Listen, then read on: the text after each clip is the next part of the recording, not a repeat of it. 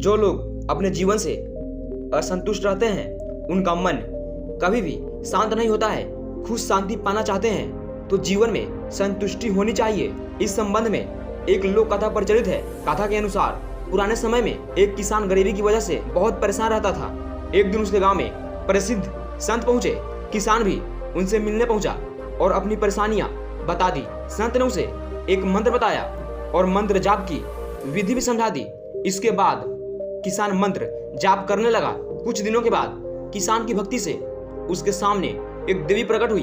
देवी ने किसान से कहा कि तुम्हारी भक्ति से मैं प्रसन्न हूँ, तुम जो चाहते हो वह वरदान मुझसे मांग सकते हो। किसान सोच में पड़ गया कि वह देवी से क्या मांगे, उसे कुछ समझ नहीं आ रहा था। उसने देवी से कहा कि देवी, मैं अभी समझ नहीं पा रहा हूँ, मैं आपसे कल वरदान मांगूंगा।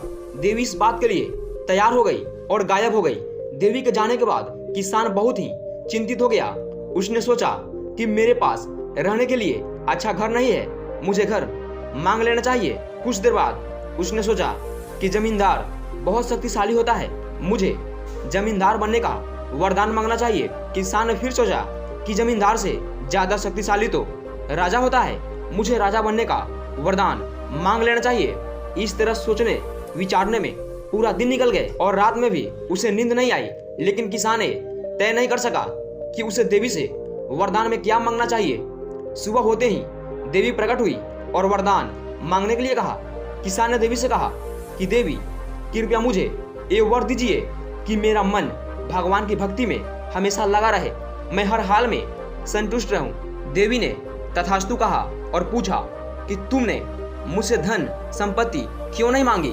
किसान ने कहा कि देवी, मेरे पास धन नहीं है, लेकिन मेरे पास धन आने की उम्मीद से ही मैं बेचैन हो गया। दिन भर मानसिक तनाव रहा और रात में सो भी नहीं सका। इसलिए मुझे ऐसा धन चाहिए जिससे मेरे जीवन की सुख शांति ही खत्म हो जाए।